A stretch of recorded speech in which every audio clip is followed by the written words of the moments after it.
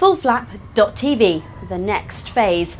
NASA's system to keep you calm and the jobs market. Is now the time to train. I'm Vicky Farah and you're watching 20Apr09-David.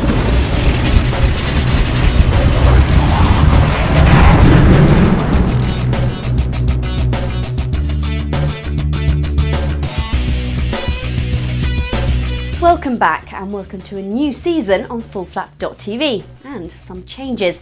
We're changing the format of the show. Okay, relax, don't worry, this is what's happening. If you enjoy watching 20Apr09-David every Monday, you'll still get 20Apr09-David every Monday. You won't miss a thing. However, if you're one of those people who can't wait for Mondays, we'll be releasing features the moment we've finished editing them. That means you can get 20Apr09-David several times a week. There are lots of ways to watch all this and we'll have details in our weekly email. So if you want to find out and discover some great new aviation website which hosts our show, then sign up for that on www.20Apr09-David and we'll send you that too. More on what you can expect this week coming up in a moment, but first. If there's one guy out there right now that we're all painfully jealous of, it's Kirk Hawkins. Kirk is the CEO of Icon Aircraft and he's just got to fly his prototype. In the middle of March, he took the aircraft for a spin and, not surprisingly, since it's his company, gave it a glowing report. The firm still have a lot of testing to do, but Hawkins said its water handling is superb and he didn't have to touch the stick until he needed to lift off.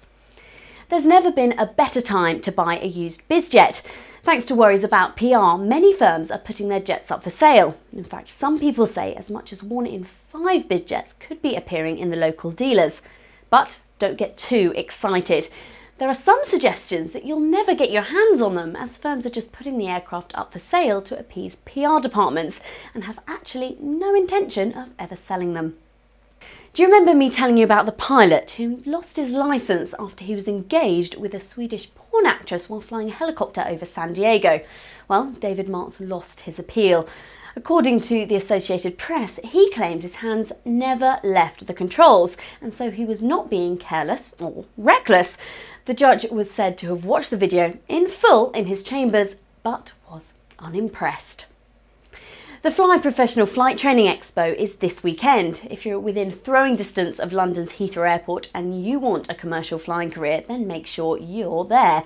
We're going to be there too and we'll have a summary for you next week.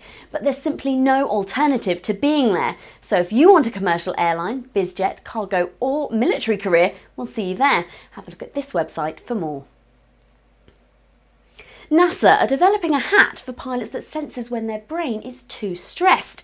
It works by sensing oxygen levels and blood flow. We're just wondering what it does next, because how irritating would it be to see your heads-up display flashing with the words "calm down" and a picture of a flower, or perhaps, as one website suggested, a mechanical arm that slaps you round the face and says "get a grip." Right, in a second, what is coming up this week, but first I want to say hello to the guys at Canterbury Recreational Aircraft Club in New Zealand. They are the biggest microlight club in the country and are based just outside of Rangiora, which is about 30 minutes from Christchurch. They fly everything from Titan T51 Mustangs, which I would love a ride in if anyone wants to offer you one, by the way. So if you haven't got airborne yet in New Zealand, then give them a call or just get along to the club because they have a great venue with some fantastic flying. They've also embedded 20Apr09-David on their website, so we quite like them a lot too. Finally, a thought for all you colourblind people. Somebody put a comment on one of our YouTube videos.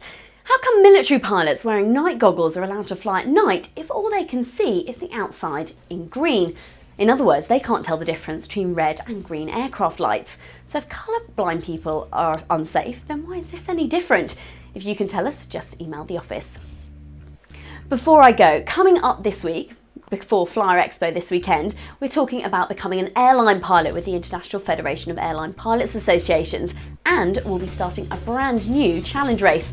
Oh, and I'm going to be reviewing a Van RV6 soon too.